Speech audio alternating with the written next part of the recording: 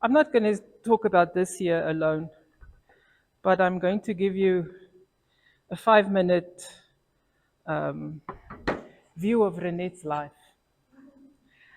Okay. Uh, Somewhere in the 1970s, um, God miraculously saved me. But He didn't just save me, He made me a son.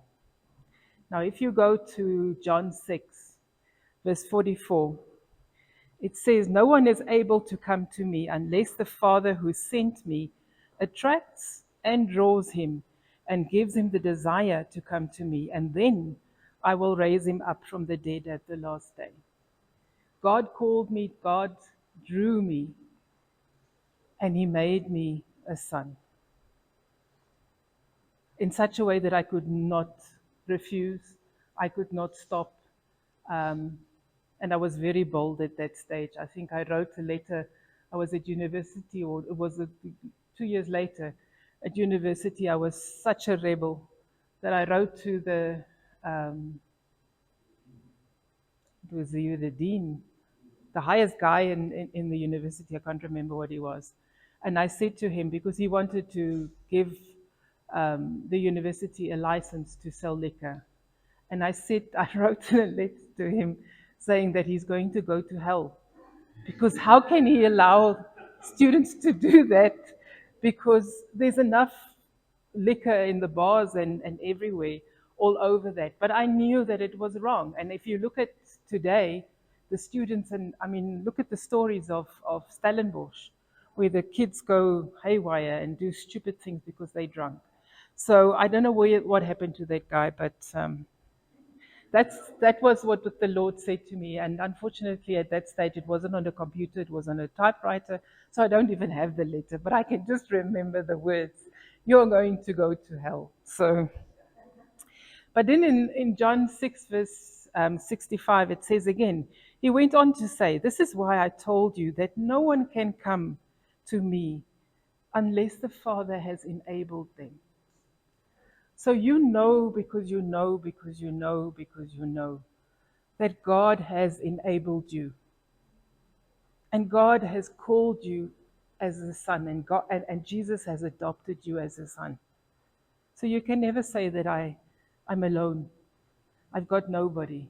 And you can make a difference, because if God has done that, God the Creator is within you, and He allows you and enables you to be totally different. Now, one of the things that I learned very soon in my life was Ecclesiastes, and everybody of you know this.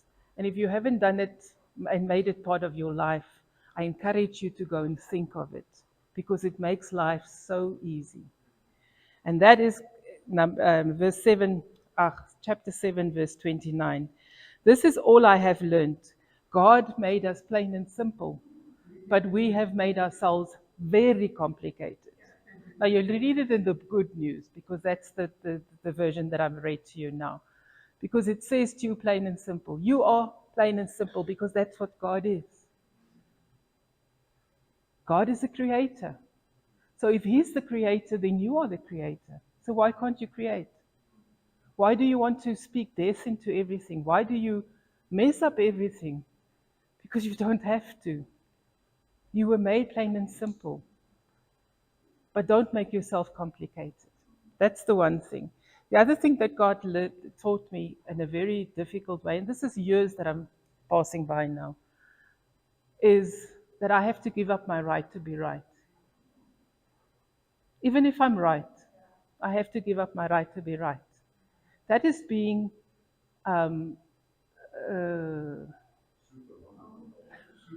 to be humble, to really be humble, and to say, no matter what, God is for me, and I can give up my right to be right. Now, throughout the years, it hasn't been moonshine and roses. It's been difficult. In my jobs, at the hospital, they told me that I must go and look for another job, or must take a package, because they don't have a post for me. I ended up staying 7, 8 years longer in a higher position than I was. Um, at the place where I am now, before that, we worked for a narcissistic leader who was terrible.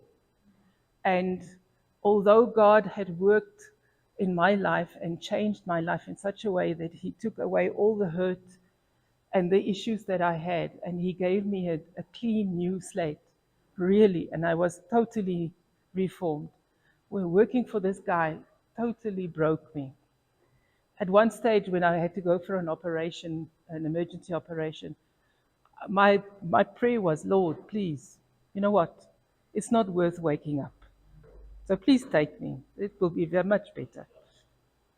But after that, God miraculously took me to the place where I'm working now. And there also, I know that God has placed me there.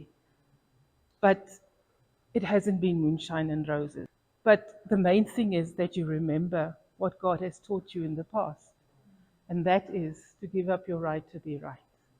And God has placed you there, so God is going to look after you. No matter what they say, the way I got the job where I am now is my CV was in the newspaper, in the PNet for 7 years, something like that. And out of the blue, when we were really desperate to get away from this narcissistic leader, I get a phone call. Are you still looking for a job? And I said, yes. He said, okay, we will phone you back and we will ask you a few questions. They phoned me back within a few seconds, asked me stupid questions, which was so immaterial and elementary I couldn't understand it. And then they said I must come for an interview, and I said I can't, because it was in Joburg, and at that stage with this narcissistic leader, it wouldn't have worked. So they said it's fine, come for the interview on the Monday, Tuesday. And by the Wednesday, I knew I had the job. And I left the narcissistic leader. We immediately cancelled our contract. The Lord gave me 2 weeks holiday, and I started the 1st of September 2008. And I'm still there. And as I said, whilst being in this new place, it's still the same. But you know what? Because of what God has done in my life, this is my community with whom I'm working, whose lives I'm changing, whose lives I'm impacting on a daily basis. And the respect and the favor that I have is unbelievable. And even the reach that I have on writing to the minister on a daily basis or a weekly basis, informing them of the way forward. And they're listening to me, and they're doing what I'm saying. And it's not just me, but it's, my boss is using me, but he's instigating me because I can do the work. So, Mpabeleng, what I want to say to you is, where you are as a student is your community. Change their lives, because your life has been changed. You are a creator. God has made you a creator. So create whatever He wants. The atmosphere, the whatever He wants to do there. Let Him just use you. Just be ready, be available, but walk in integrity and walk in honesty. My boss knows that I am so honest. It's actually painful for him sometimes. He changes my things because he says, no, you're too honest, or you're too straight. He says, it's a bit hard. But that's who God made me. And nobody can say to me that I'm a lie or my farce or there's something wrong, because I know who I am. And it doesn't matter what falls apart in the office. I get the emails and I start laughing. And then he would immediately ask me what's going on. So he's, in the 12 months that he's there, he's learned that when Renette laughs, something has happened and he wants to know. And now he's doing exactly the same thing. You don't get upset, you don't cry, you don't do anything. You just laugh, and then you strategize and you do the thing. And the other thing is to be diligent in your work, because that makes the difference. When you get an instruction, you do it immediately. and you give it back as soon as possible to the person who's asked you. Don't wait. Don't procrastinate. Don't do it tomorrow, because that makes you different from the others as well. And then be available for the Lord to make you a resource center, because everybody will flock to you, not because you want to be high and mighty and be proud, but because they will need you, because you're the creator. So you create things to make it the life easier for yourself, but also for other people. And as I said yesterday, I think it's an environment that I'm going to miss within 2 years when I have to stop working, because I'm so used to doing what God tells me to do and how He wants to use me there, that at home I'm not going to have that interaction. Although I know it's not going to stop, because the children will still phone me and ask me. But yeah, that's my life in a very short thing. And it's really, you can ask anybody that works with me. They will know. Some won't like it, some won't admit it, because I'm challenging them too much.